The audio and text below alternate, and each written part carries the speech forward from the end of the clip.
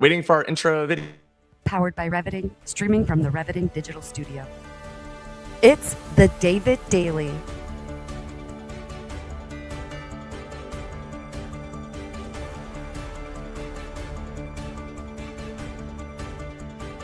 Exploring frontier technology, artificial intelligence, quantum innovation, and the intersection of faith, funding, and the future.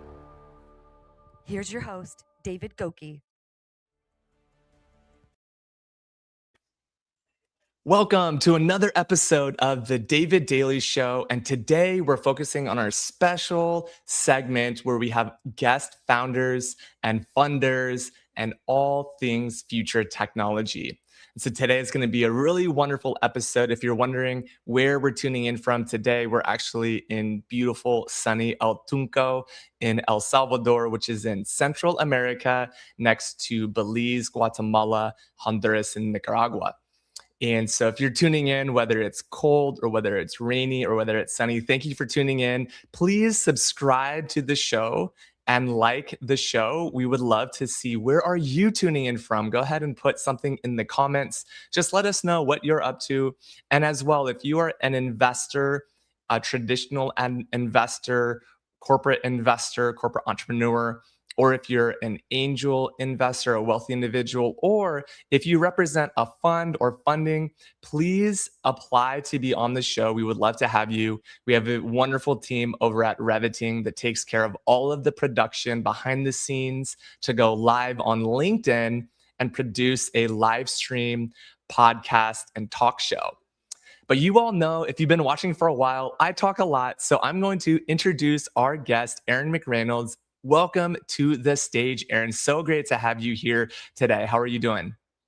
Yeah, doing well. Thanks for having me on. Wonderful. If you could just introduce yourself, your background, and tell us, who do you serve, who do you help, and why do you care about being on this show, funding faith and future tech, and maybe a little bit of the SaaS Yacht Club context, because we'll definitely share that out with the community as well. Yeah, perfect. Happy to do it. Aaron McReynolds, co-founder and CEO at Elicio. On a personal background, I was born and raised in the UK, lived in Australia for about 10 years, over 3 different stints. I actually lived in New Zealand for 2 years and have now been in the US for the last 15 years. As I mentioned, co-founder of Elicio. We're a go-to-market AI native platform that connects all of your existing go-to-market applications into one AI native interface that allows you to query the data across all of those silos, right back to those applications, and then apply agentic workflows over the top to really command revenue across those fragmented silos in the go-to-market org. Command fragmented revenue across silos and agentic AI. I love to hear all about those. That's phenomenal. How are you uniquely positioned with that technology today? Yeah, we started back in January of last year, reaching out to all of the leading go-to-market applications. We were actually building MCPs for them before they had their own. And so we've actually had the opportunity to build the largest marketplace of go-to-market MCPs that exist today. Over the top of all of those MCPs, we've built the orchestration layer. So being able to determine where the data lives in each of those silos, and then a revenue context engine over the top of that, to then obviously get the deepest context from within those applications, making sure that we're not just regurgitating data out of those platforms, but actually adding insights and actions that you can go and take on that data. So pretty exciting time to be building, especially in the go-to-market space. And yeah, we had an early start on the technology.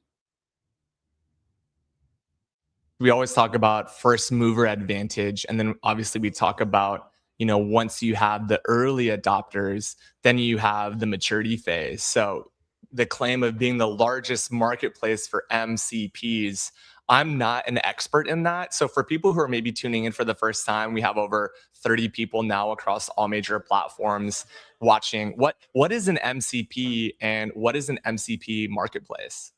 Yeah, so the MCPs, model context protocol servers, essentially the way that we integrate AI into existing applications. What it allows us to do is within the wrapper of the MCP, we have built all of the tools. So part of that process of us building the marketplace is going to the head of partnerships, technology partnerships at these organizations, saying this is what we would like to extract from your application. These are the ways that our customers want to be able to write back into your application.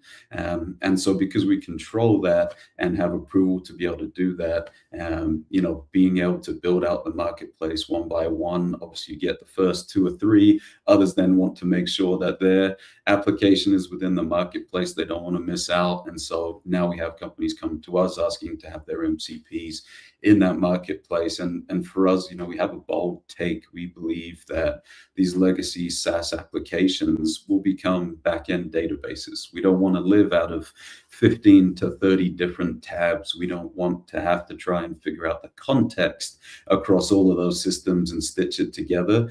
That's where AI can come in and streamline that entire process. And so that kind of concept of one interface that we'll ever have to live out of and go to market really is why we started the platform. Yeah, I like to hear the marketplace concept, and we can talk about technology all day long. Mhm. And I like that the technology is ever changing and ever growing. In fact, for those folks who were originally in data science and machine learning, I mean, there are now hundreds of thousands of marketplaces in that space, and they Mhm. are struggling with the heavy lift to get those MO workloads into large language models. And then, of course, from a large language model into agentic flows that are driving automation, and where, to your point, you now are managing a much larger data estate.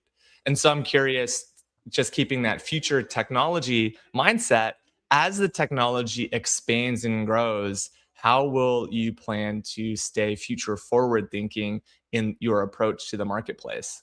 Yeah, I would say even in the last year since we started building the platform, the technology has, the velocity behind AI right now is just pretty unprecedented. And so, we actually try and make sure that we're, as future facing as possible, staying up to date on all of the technology. We have partnerships with the frontier models to make sure, we're on the most advanced models. We know what's coming down the pipeline and making sure we can stay ahead of that. Now, I would be surprised if anyone can predict where we're going to be in a year or two. And so I think the goal of founders and CEOs right now is to stay up to date on that technology. And it's funny, we had an existing product, and we were servicing, tons of customers, and we took a really bold bet to pivot the entire company back in January because we just knew that this technology was going to accelerate what we could do. It was always the concept essentially of where we wanted to get to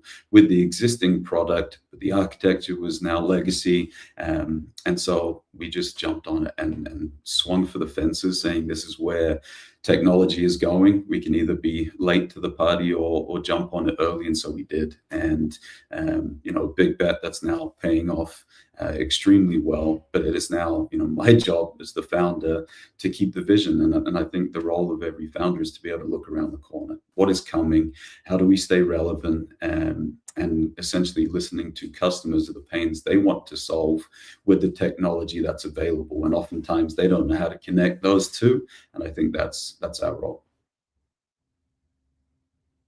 Yeah, the piece about a growing company and leadership, especially as the CEO of a company, right? You have to be vision oriented, right? Where you can see that long-term vision.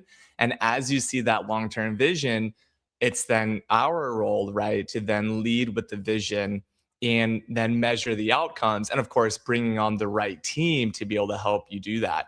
So Mhm. we've got some comments. Speaking of team, I see lots of folks commenting. By the way, thank you. We see we've got some fans here. Actually, Aaron is the best, great leader and innovator. Wow, I love that. This is one of the benefits of joining on live stream. Thank you for tuning in. Whiskey Wednesday is on here. We also have lots of folks just saying hello. Maybe you've even seen this. If you want your comment to be on screen, please do that. Obviously, lots of questions. We'll get to those in a little bit. But I wanted to ask you more about the role of SaaS Yacht Club and community in building your organization, being surrounded by other people. Shout out SaaS Yacht Club, Jesse, and all the team. What role has community and community organizations helped you in staying relevant with your peers and partners? Yeah, I think that's how we got connected, right? A mutual friend of both of ours in a community that he's built in the go-to-market space. We're part of Pavilion, we're part of a number of different communities, and at the early stages of any you know startup, even companies going through growth, word of mouth, referrals.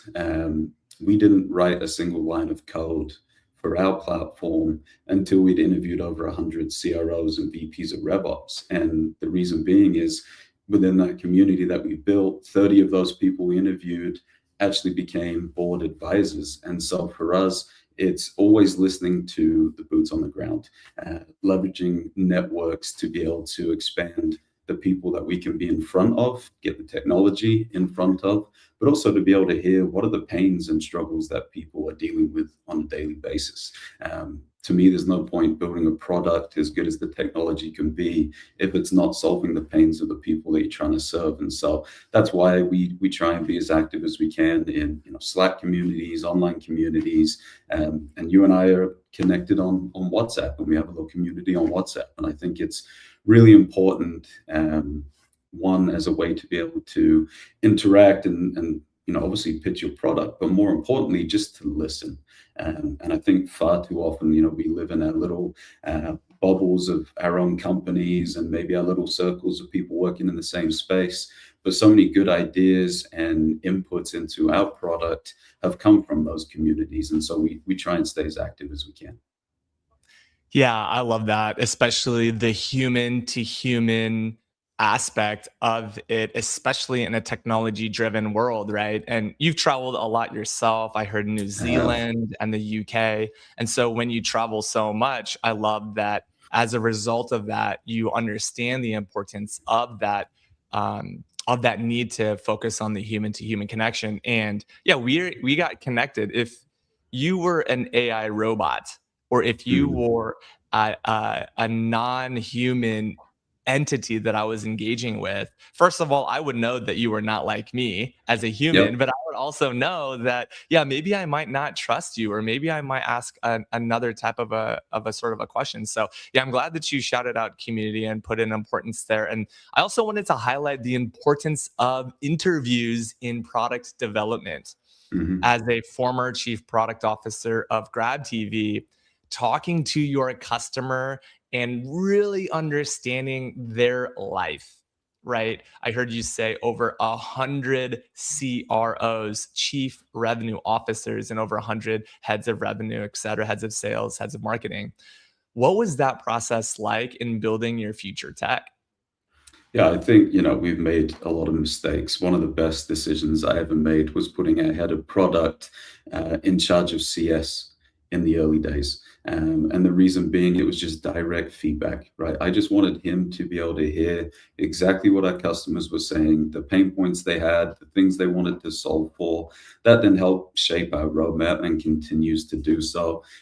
We actually obsess over CS, and every customer we have, we put into a Slack channel with direct feedback. And even within our application, it's a chat interface to begin with. You press one button and it's a direct loop to go and create tickets with the dev team, right? Feedback, product suggestions, and we never want to stop that process, right? Again, we're building for our customers. If we don't know what they want, what they need, what they're trying to solve for, I think you miss out on the ability to continue to shape the product and again, deliver at the highest standard. And so having that head of product be in charge of CS from day one, I Right. encourage every startup to go with that approach. And again, as the founder, I'm also in charge of CS, but yeah, Yeah. having product with that direct touch is so important. Yeah, I couldn't agree more. In fact, bridging that gap from product to CS, it's almost not just head of operations, but hey, we're building this product and if we have a lot of revenue coming in month one, but a lot of it churning in month three, then none of us are going to win. Customer doesn't win. They don't get their problem solved. Internally, we're wrapping our heads around what went wrong. And so the line that's going to stand out to me most from this bit, we're going to have to clip it, is we interviewed 100 customers before we ever built a line of code, or in this world, went to a Vibe app where we had to speak to code. We didn't do any development or any product until we spoke to 100 customers. So I love that little bit. And focusing on the funding aspect of this, funding is an important aspect. Obviously, most startups these days want to be revenue driven and funded. Some startups are actually seeking capital. The capital markets since 2020 have been very difficult, very hard. The bar has been set even higher.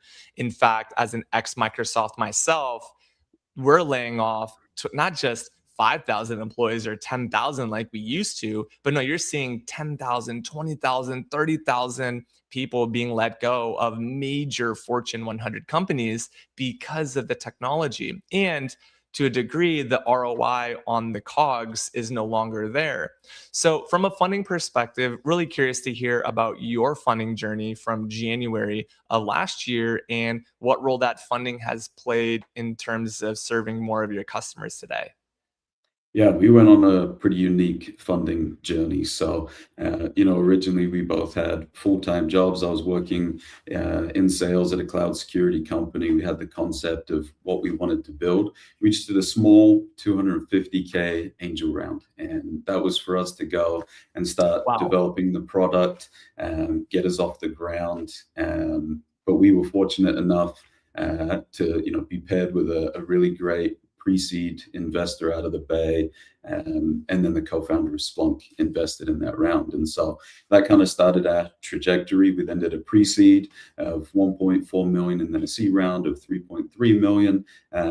And so what we've been able to do with that funding is go through that pivot, right? We've had to be very cash conscious in the early days. But again, we had enough runway to be able to take the bet to go into pivot. But, for us going on the VC train, has allowed us to grow quickly. And I think that's the whole purpose and intent of taking venture capital is you see an opportunity that you believe can be a massive market.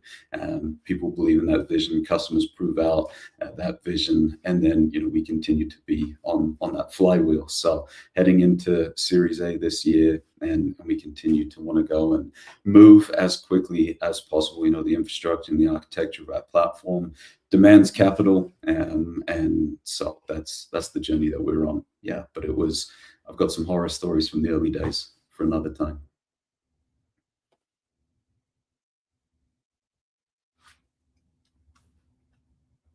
That your startup journey began with just 250K from a wealthy angel, and that was in the Bay Area. Now so it's just in 25, you said, right? That was in 2023. Okay, so for those of you who are tuning into this later, 3 years ago, almost exactly, was the first initial infusion of angel funding, and it sounds like it was just one individual who did that. Is that right? Yeah. So we had a pre-seed, venture group that came in, a small check, and then 2 angels. Okay, awesome. So how did you manage expectations so you could return value to those early investors? Yeah, I think that's, part of the journey that we're still on, is continuing to be able to do that.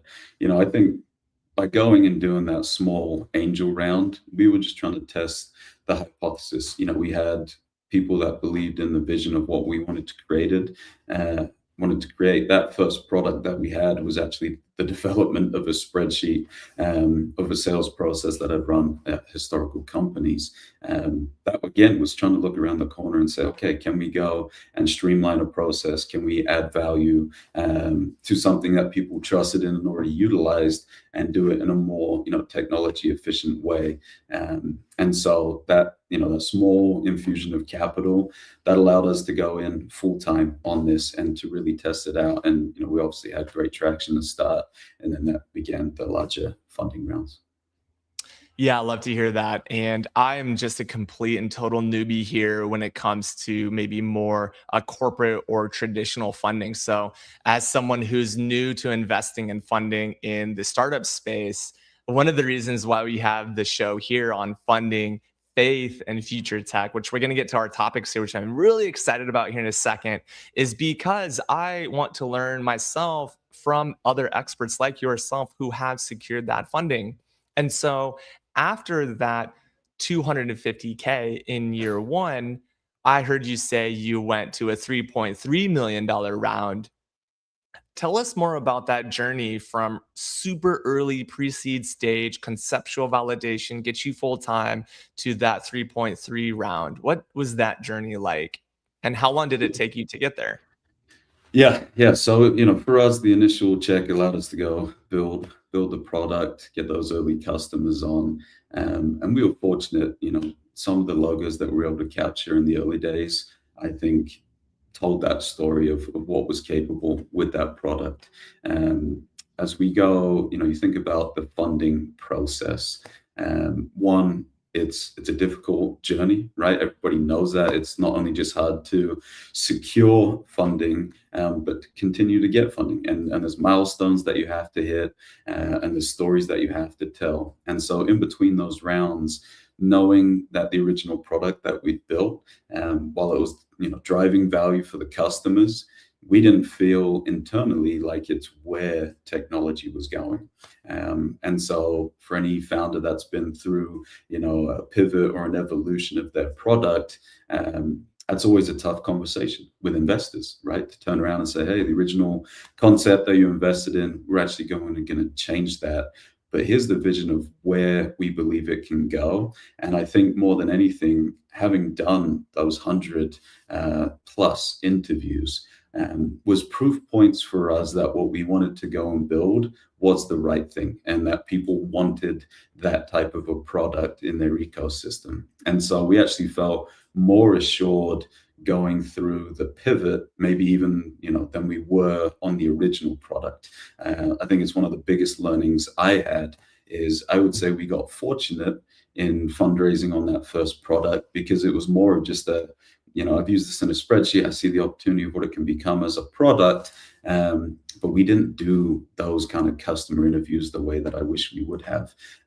So again, I think we got fortunate to be on the funding journey, but the product we have now and what we've been building for the last year was validated time and time and time again. And now, customers being in that product continues to validate that. Now it's the journey of, okay, is that still at the forefront of technology? And as we go into the next funding rounds, we have to continue to, tell the same velocity story and tell the same technology story, if not better right now, because it's insanely competitive. Yeah. I love that aspect of the interviews. Did you complete those interviews, the customer interviews pre-funding to validate the idea? In between funding rounds. Yeah. Okay. Yeah, that's awesome. Yeah. So for anyone who's getting started in kind of just at the very beginning of that stage, maybe you're a corporate person who's fully employed now, maybe you're in another startup and thinking about your next move, or maybe you're someone who's looking to invest into other startups. Look at their customer research and data and look at the recency of those conversations. Because today, I mean, in just 2 weeks, in 2 months, even in 2 years, the technology landscape changes so fast and so quickly. And then as you move into those funding rounds, you'll still need customer validation, and customer validate with their pocketbook, with their checkbook, with cash, right? And so, in terms of where you're at, in terms of customer funding today, at what point do you sense that you'll either break even or get to a place where you're fully customer funded? Or will you still go the venture route and seek to exit at some point with your investors? I mean, what is that funding strategy mid startup roadmap is really the key question there. And what role does customer revenue play in that? Yeah, I think, if you're on the venture train, there's a reason you stay on it. It's you see the Mhm. opportunity, you need the capital to accelerate, beat out competition, continue to move first. And again, I think it's just that velocity story is like, the more capital we have, the faster we can go. I think one of the biggest challenges right now, David, is the talent war. right? And so that's where I see capital as, one of the most important levers that we have, is to be able to go get great talent. Everyone wants to build at the forefront of technology. We've seen some of the offers from Meta and OpenAI, and unfortunately, like, that is the same arena that we have to compete in, and I think every company has to compete in right now in the AI space. And so how do you go and continue to attract and retain great talent? Unfortunately, you have to play that game. You have to make great offers. You have to make people feel validated. And so, I think we'll continue to stay on the VC train, just because of the nature of what we're trying to build and what we feel like the opportunity will be. Awesome. So I typically don't ask this question, but I'm curious, since you are on the VC train, how do you think about exit strategy, and at what point will you say, yeah, we've reached a certain ROI for our investors. We know that we've met that goal. At what point do you think that you'll get to a place where those investors get to a place where you also can exit as well? What can you share with us about that exit strategy as it relates to your funding plan? Yeah, it's funny. I think we're in an interesting time. Historically, every founder's like, oh, I want to build for an IPO. But now you look at the private markets and what companies like Databricks are doing, and just continue to get funding and growing, and then, giving back to their employees. And so, I was at a company, we were, I think, Series F at the time. We were planning on IPOing midweek, and on the Sunday before that IPO, we got purchased, right? And so I don't think you can predict exactly what that story is going to look like, what that journey is going to look like. But, as a founding team, we're building for the long haul, and that's always going to be our focus. So whether it's IPO or acquisition, who knows? But, I think that's the goal that we're driving towards, is to one day be a public company. I love hearing that. So I'm saying today that back in X years ago, I got to speak to a future public company officer on my live stream, on our live stream together. So that's just wonderful. I love that that's such a stated goal. And your team can really get behind that. They know that they're Mhm. building toward that, the way you deploy equity, the way that you incentivize your team. I mean, I went through the same experience myself in my own personal life as a contributing member and human to the world, was that, yeah, it's hard to find other good people. Mhm. So that's a good transition actually into the majority of our conversation today, which is going to be about faith, the second main topic of funding, faith, and future tech. So let's just start at the ground zero. What does faith mean to you, Aaron? What does faith actually mean to you? Yeah, that was a topic I was very excited to talk about. And I'm probably unique in this experience as well. I was born and raised in a extremely religious household. Um, I served a mission for my church for 2 years when I was 19 years old. Went to a different country. I was able to talk to my parents once a week via email, and I could Skype call once a year, twice a year, Mother's Day and Christmas. And so I was actually, on a very different faith journey for about 32 years. And then, yeah, I actually left that religion and have been on, pretty developmental faith journey for the last few years, trying to figure out what does that now mean outside of the constructs of an organized religion. And so I think it's something I'm still continuing to develop and understand for myself. But, people always ask me if I regret spending, so long in an organized religion. And, I don't. I think it shaped who I am as a person. That mission changed the entire trajectory of my life. I wouldn't have met my wife. I wouldn't have my kids if I hadn't have done that. By way, again, of connections and who I met through that process. And so right now, I would say I'm in the middle, of a kind of deep soul searching, and what does faith really mean as you think about the context of deity and the way that that interacts with my day-to-day life. And then I think more than anything, children, how am I going to teach them about faith, and what does that mean to them? So yeah, I'm excited to chat through this. Yeah, I love that. So, our first topic today is leadership philosophy. And so the intersection of faith is the second topic, and the third is going to be spirituality and innovation. So these three topics play precisely into your role as a husband and father. So I'm not a husband, I'm not a father, so I could not speak from my own lived experiences, but I do have a father. I have a divine father. So Mhm. tell me also kind of what does leadership mean to you, Aaron, in the context of just you being a human being? And I would really want to lean into the role that leadership plays in each of the quote unquote titles or roles that you have. But yeah, tell me more about the leadership philosophy that you have today and how that early childhood religion has played a role into your leadership philosophy. Yeah, great question. I think when I look at my life, I think you always look at others for examples. And so, I think I had this example of leadership within religion and how that organized religion had constructed leadership. I'm a massive sports guy. I've always played sports. I've been in team sports, competitive sports. I've had role models and leaders within sports. And then I look at my own father and the way that he led our family. And so I think personally, a lot of that is kind of shaped how I think about leadership. I think I've found myself defaulting to a trust-based leadership model. And what I mean by that, David, is when we employ someone, from day one, I trust you. I employed you because I believe you are better at your job than I am or any current employee that we have. That's why we brought you into this organization.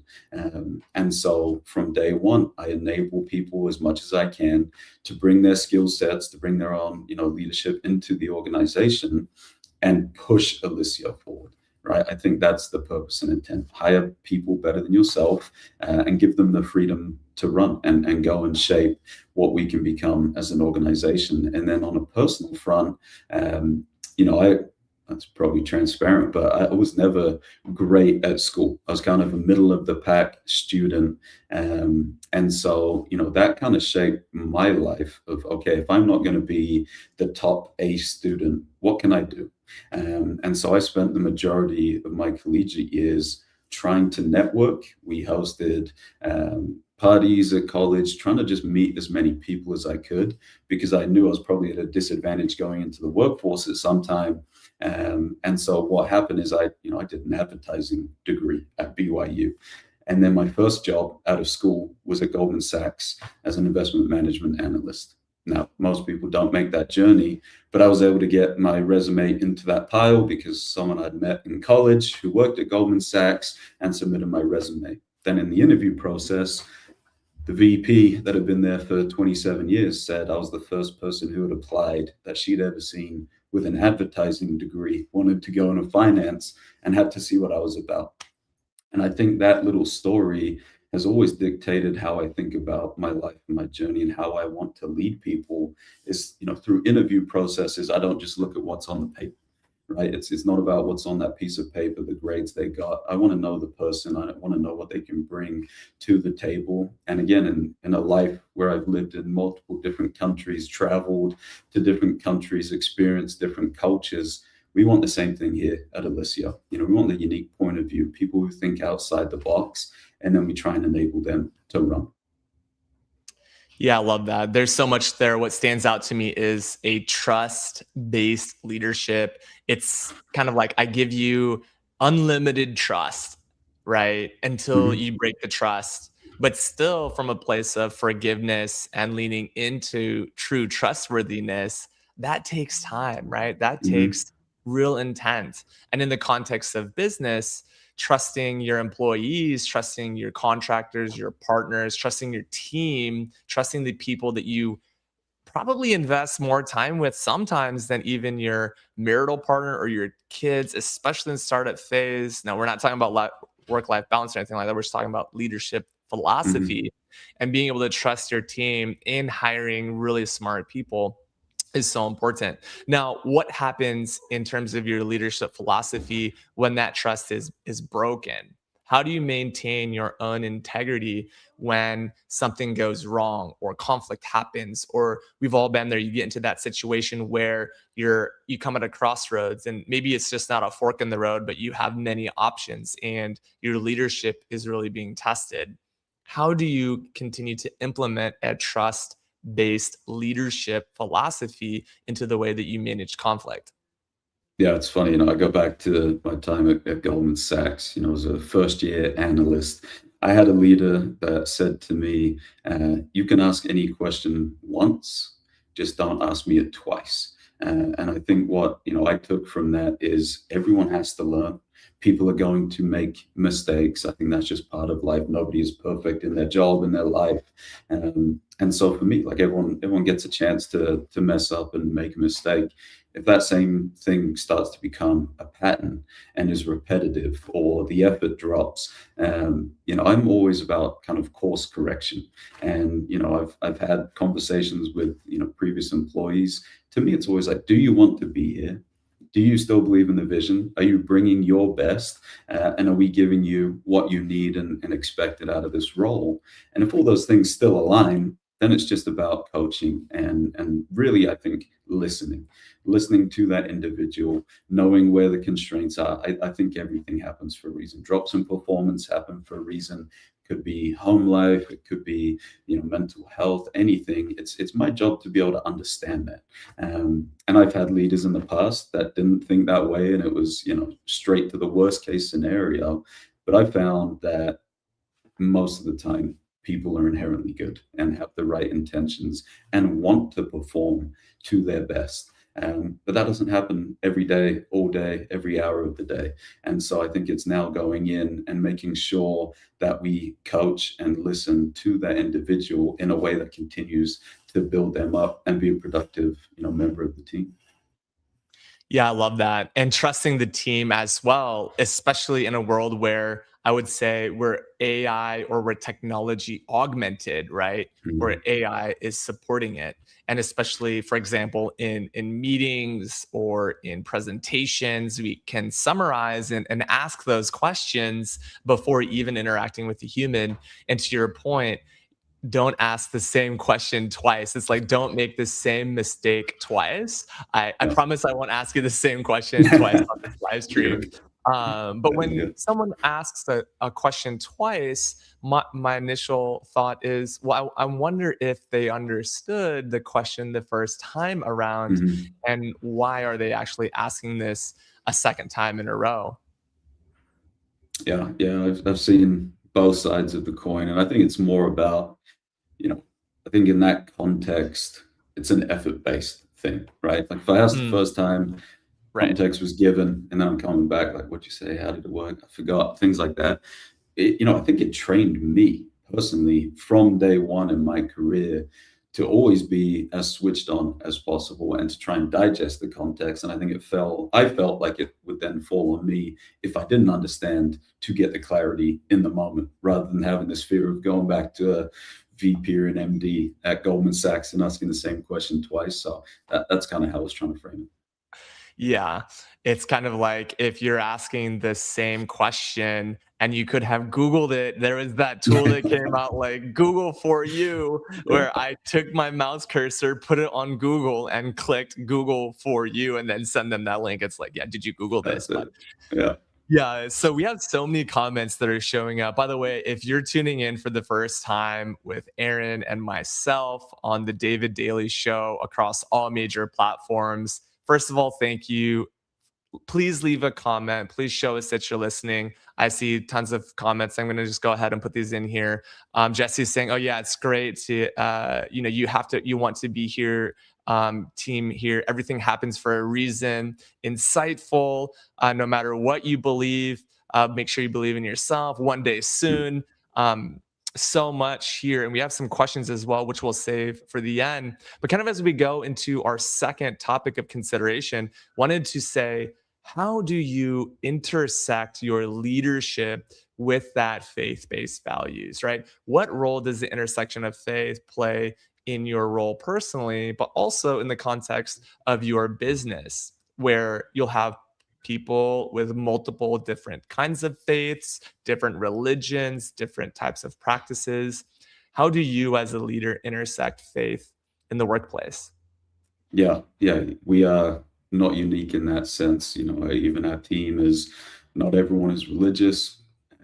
Not everyone's of the same faith, even. And so I think as a leader, to me, obviously, I don't think it's that important to bring personal religion into the workplace that often, but we want to be aware, and it's the intention to not offend or upset, to be cognizant of personal holidays, times when people need a fast, things like that. I think that all comes into saying you're a human when you work here. We want to understand you, be cognizant of what you are going through from a personal standpoint as that pertains to your faith and your religion, and trying not to offend or make light of anybody's choices when it comes to faith. Me personally, I think from leaving organized religion, I've had to spend a lot of time, instead of going to a church for 2 hours every Sunday to feel spiritually fed, I'm now trying to figure out, how do I get that in my own life? What do I need to do? When you think about the concept of God and whatnot, to me, it's to love people, and that is a hard intersection, right? Especially in the workplace. But I hope that our employees, my wife actually said it to me after our Christmas party. I got choked up and emotional talking about one of our top performers. And I think I realized in that moment, like, I care deeply about the people that work here. And I'm proud of people succeeding. We had one employee that left because they wanted to go start their own company. And to me, I've never been so proud. It's like, no, that's what I would love to see from someone who works here, to be able to learn, grow themselves, and have that confidence to go and do something on their own. And I think that's kind of where faith comes in for me. Is I've found that I don't need to go to a source per se to find spirituality. I think within each of us, we are spiritual beings here for like an earthly experience. That's kind of my frame of reference. And so I think I can turn inward. I've been meditating, spending a lot of time focusing on that. I set it as my personal goal for the quarter to meditate 90 minutes, every single week. That can be broken up in days or in one go. But for me, especially as a founder, trying to find that time to work on myself, as well as try and help the team and to work on them, that window becomes smaller and smaller every week. And so I have to make a really focused effort to work on myself, to make sure that I am spiritually fed, to make sure that I am mentally fed. Because if I'm not able to perform at my highest level, I can't help anyone else. And I truly believe that. And so it really has been a focused effort, I would say, in the last 6 months, particularly, to find that time to reset, to refocus. I think what's hard about that, though, David, is the world that we live in, right? This concept of AI, what we know it could potentially do to humanity, what it does to 50,000 people being laid off at Fortune 100 companies. That's a strange intersection right now, I'll be honest, of knowing that we're trying to build a great product to help people, but part of the mess on the side of that is people's lives will get affected. And I don't beat around the bush and being aware of that and trying to acknowledge that. But we always think, we're trying to build a tool that's going to enable people to be better, to get more time back. So we'll see where the future goes on that front. Yeah, I love it. I have a couple of thoughts. The first thing I wanted to mention was our nonprofit and service organization that we promote on this show is called AI and Faith. And it is a faith-based nonprofit focusing on pluralistic religions around the world, bringing the world's wisdom into the technology scene, focusing on ethics and morals. It's called AI and Faith. You can learn more about AI and Faith at aiandfaith.org and become an expert in your area of technology focus or religion. And I was curious, as a kid, what religion did you grow up in, Aaron? I'm curious. Yeah, a member of the Church of Jesus Christ of Latter-day Saints, more popularly known as Mormonism. Good. Were you in Utah by any chance? I ever? am currently in Utah. So Perfect. Exactly. What a setup. So I yeah. grew up actually Baptist in a very traditional and I would say fundamental Baptist. So what Mhm, our religions share is our holy scripture and holy text. The mhm, King James version of the Bible, the only version of the Bible, I say that facetiously so. There are many transliterations and translations of the King James version. And of course, there are many texts across all religions. Of course, the Quran is one of those as well. So, from a purely religious point of view, there are religious practices, there are religion and ritual types of practices, and then there are relational types of experiences, right? And mhm, also, for example, most religions pray or have some form of communication to a deity or a set of deities if they're deistic or plural deistic, right? One God or many gods. So what AI and faith does, right, is it brings Islamic, Muslim, Jewish, Christian, atheist, Taoism, all of the above into the conversation. And I'll quote Brad Smith, who is the president and chief legal officer at Microsoft. He said about 3 or 4 years ago that we need to bring the religions of the world to the table when building technology. Because if we don't, then we'll have immoral technology. We'll have robots that take over the world. We'll have autonomous weapons that destroy us all. And none of us want that. Certainly not myself, not yourself. And humanity as a whole will protect itself. I like this one quote of, we can debate religion all day long, but we can't debate personal relationship. And so at the workplace, the intersection of faith and work, I appreciate how you create safe spaces for people in the workplace to practice their religion and integrate their faith, no matter what faith or religion that they have in the workplace. Now, the question I have for you next from an intersection concept for our topic number two here is, how do you apply faith based concepts of ethics and morality into the way that you're building technology? yeah, I think it's a great question. I think it's a really deep question. Um, Hmm. it's funny, our kind of internal motto, and what we've preached since day one of our company is empower the individual, right? And I think the concept of that is even within sales. I've never met two sellers that sell the same way. Uh, it's always a relationship based sale backed by some science and metrics and methodology.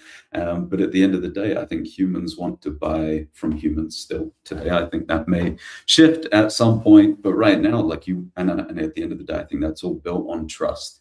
And so, I think being understanding of the individual within the workplace, I think being understanding of the individual when you're getting on a call to pitch and to present.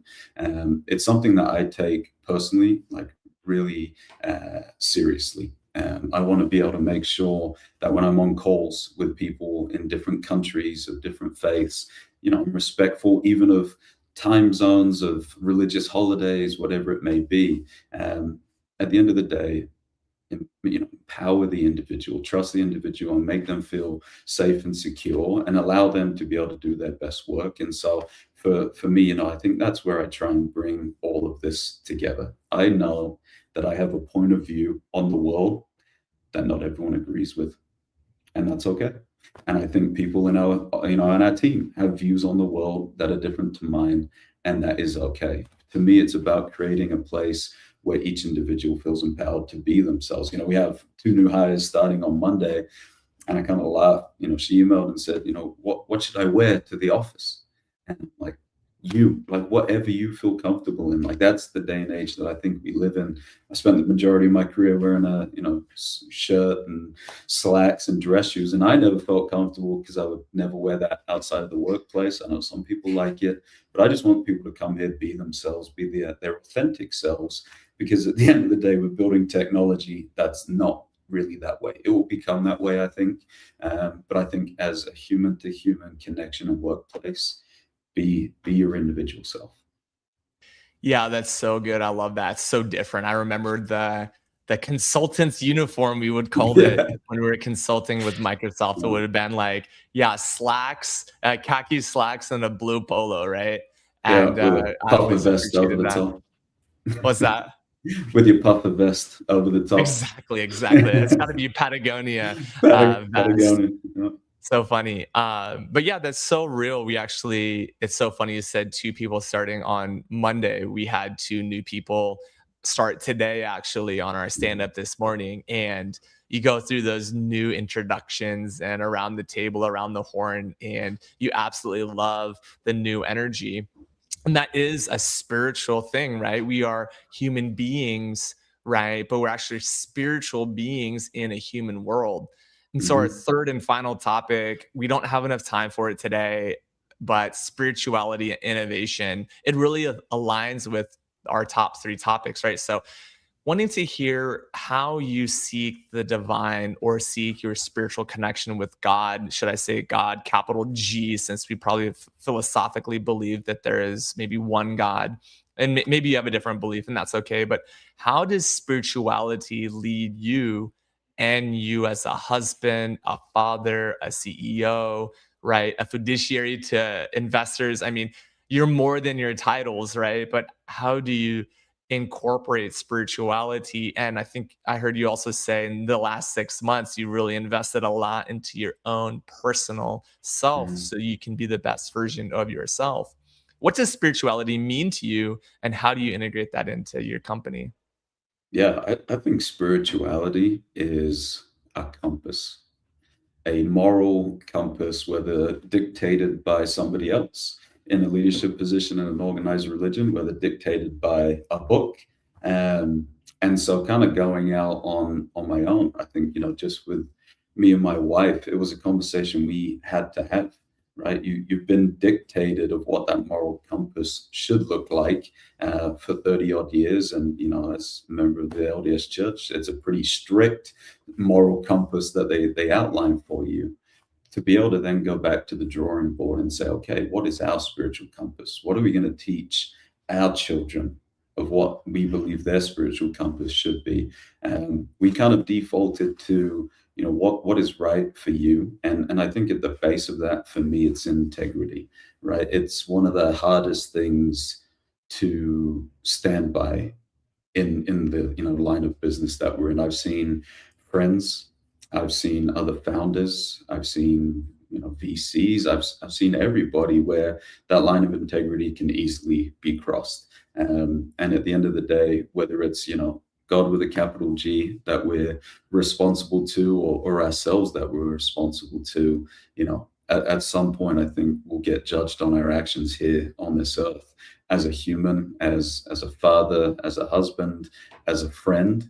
And so I take it pretty seriously. And I think, one of the things that I'm proudest of in my life is what I try and do outside of myself. Like we started a soccer group about 7 years ago.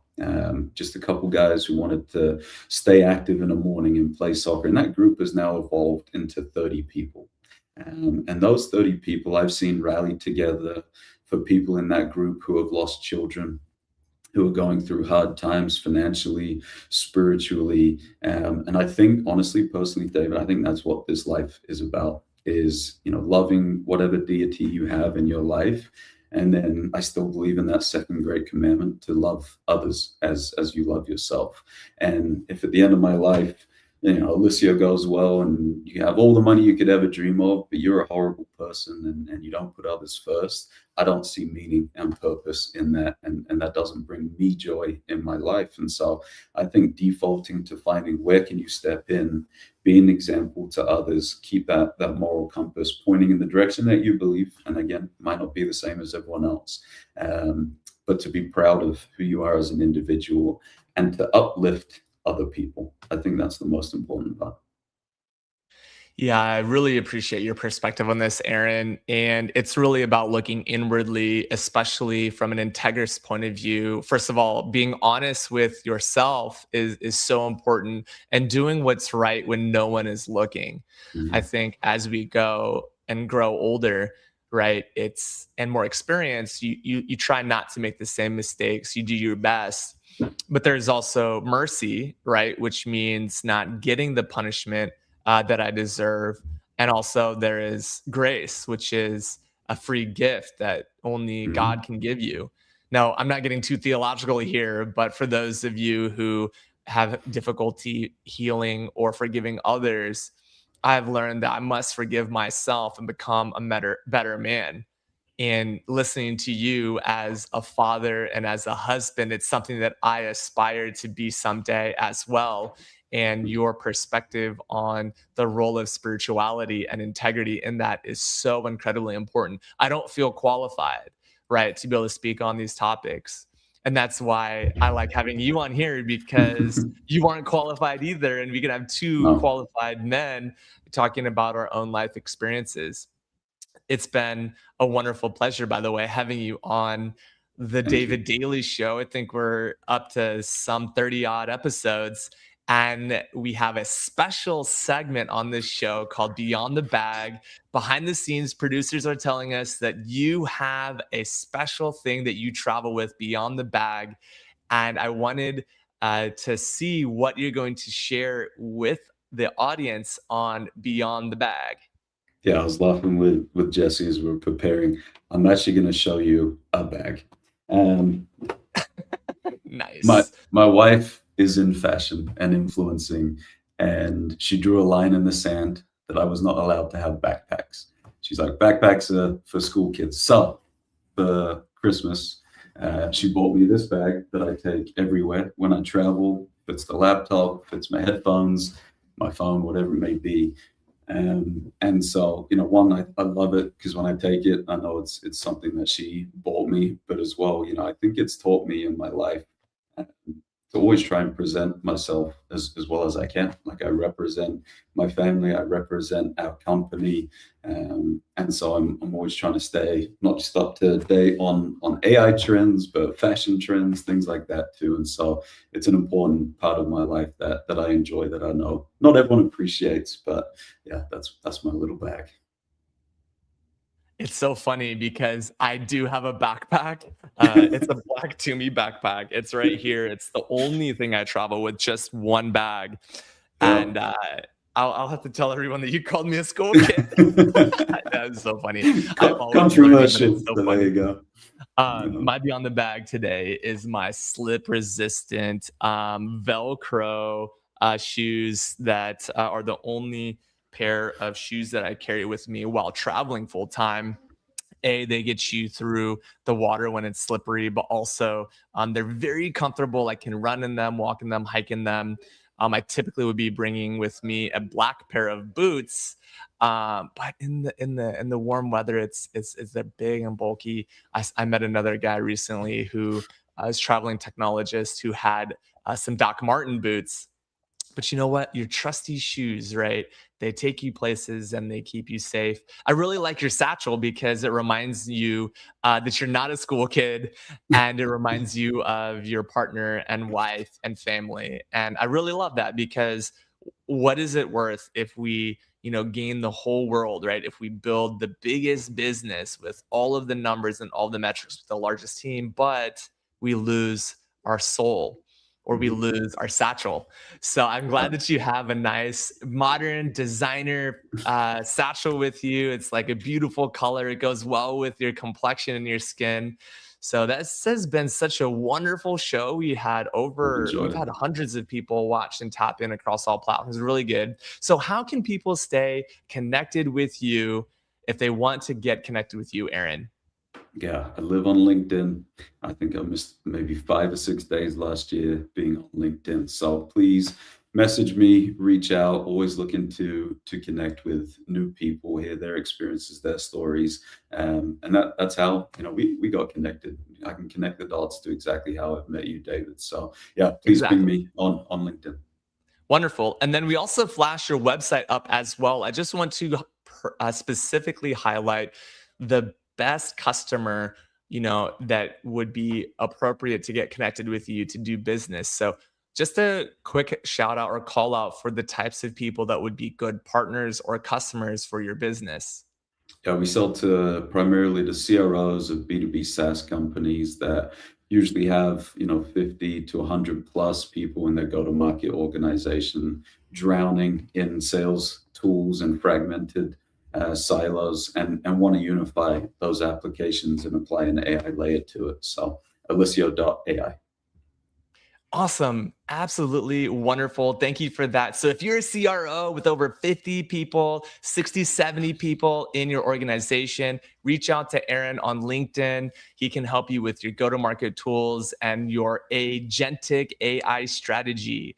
All right, we're going to close off the show. Aaron, it was a pleasure having you. See you Oh, on the absolute next pleasure. show.